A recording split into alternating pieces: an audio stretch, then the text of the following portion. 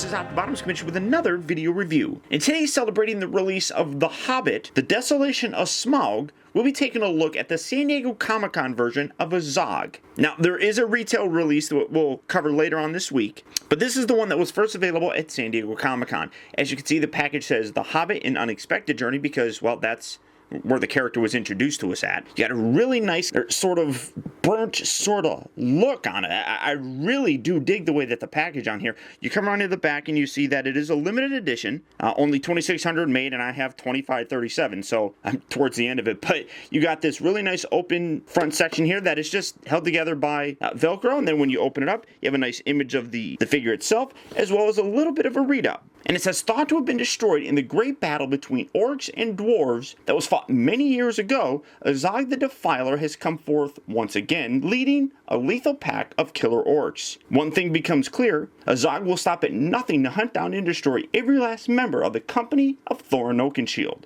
Now, what makes this so special is, as you can see, he comes with the severed head of Thorin Oakenshield's dad. During that battle, he cut the head off of the king and held it above his head to show everybody that he was, you know, all powerful and stuff. And that's basically what you're getting with this, and why this is the San Diego Comic-Con exclusive. The retail version doesn't come with that. The head is permanently attached to the hand, so they also give you an extra hand that you can pop that off and put the regular hand on there. The other thing that makes this separate and special from the retail version is he's got a regular left arm. He hadn't had his hand cut off yet by Thorin, so they gave him the regular arm, which can detach at the shoulder, or the elbow, it looks like, and then you have the damaged one right here that you can put on. Also comes with his sword and his axe. So really very cool. And if you ask me, probably the best version of the Azog character. So I'm getting that Velcroed back closed. But that's about it for the packaging. So without further ado, let's get this guy open and see how cool he actually is. Alright guys, so here we have Azog opened up and out of its packaging. And as you can see,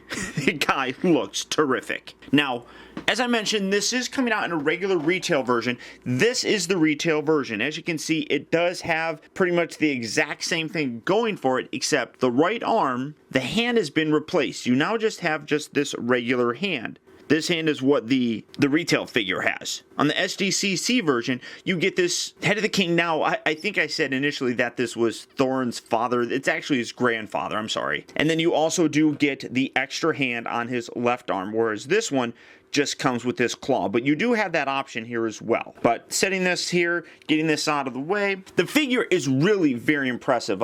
One problem that I do have is that the king's head is way too big, I think. It's roughly the same size as his head, and dwarves are shorter and smaller than orcs. So for comparison, here he is. And here's his nemesis, Thorin. As you can see, the head is, well, maybe it's not too big, but it really should, I think, be a little bit smaller. But you can see a big size difference here between the two figures. Now, I'm having a hard time getting him to stand. That's just because my table here is a little bit rounded. So getting him straightened here in his legs to really kind of show that he actually can stand, as long as I have him kind of straightened up.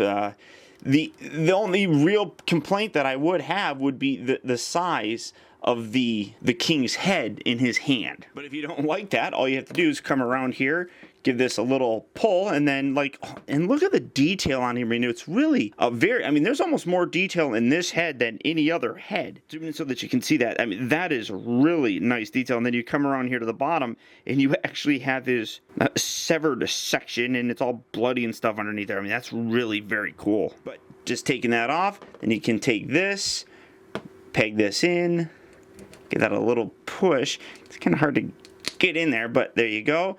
You can have him basically be normal, and then take his little axe thing, put it through his hand, because it's a little bit stiff to get it to fit in there. And now you have how he basically looked when he was just fighting Thorin himself. And then this obviously is the sword that he used to cut the head off. So you do get that, and it's absolutely wonderful detail on here. I mean, zoom in so that you can see that. I mean, you get a nice weathering on there. I mean, they did a great job on the paint applications on here. Really very nice. And then you can see the handle, and then trying to get it to focus doesn't really seem to want to. Maybe I'm a little bit too close, but zooming out a little bit better. Try that. Generally speaking, that's a absolutely wonderful looking sword. And if you want to make him look how he looked after Thorin decided to chop his arm off, just take this. This one's a little bit tough. Give that a nice little tug. And then you have the retail version, I suppose.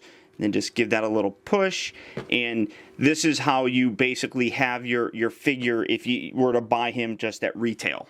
And then one thing that I didn't even notice was that this sword actually does not come with the retail version. It just comes with the SDCC one, which I guess that kind of makes sense because this is the sword that he used to cut his head off, and then he didn't really use the sword anymore throughout the rest of the movie. He just used this axe thing. So really fantastic figure. And you're getting a lot with it. Now, for his articulation, because it is the 6-inch line or 7-inch, well, yeah, it's kind of in between. The head is a little bit of on a ball joint. You can get a nice range of motion with it. Shoulders here move in and out, rotate all the way around. They bend here at the elbow. They also rotate at the elbow, and then both arms also do that. When you don't have his hand on this side, he doesn't have any wrist articulation, but as you can see with, get him to stand, this hand, you do have the regular wrist articulation. Then you come to the other figure. That also has wrist articulation.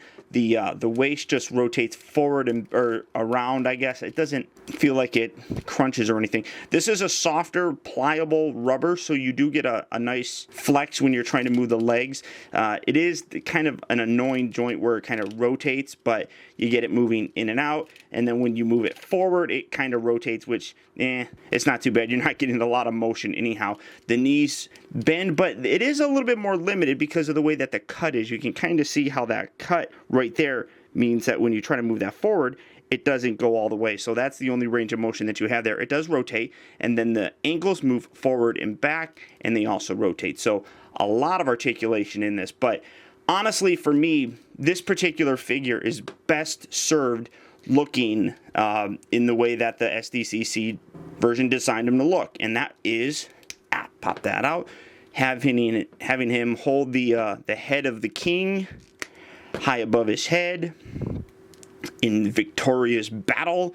Just take the sword, put that in his hand, just like so. Maybe it goes like that. I don't know how actually he holds the sword.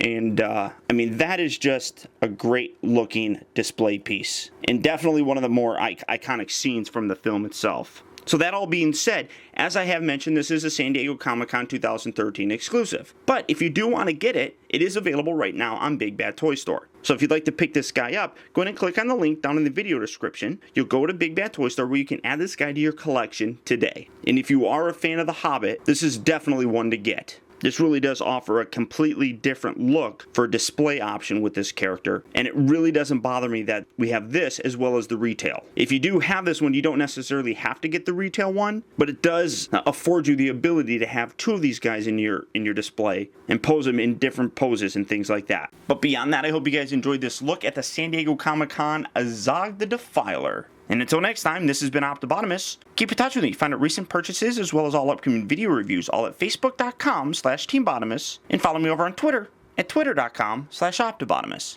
And until next time, I'll talk to you later.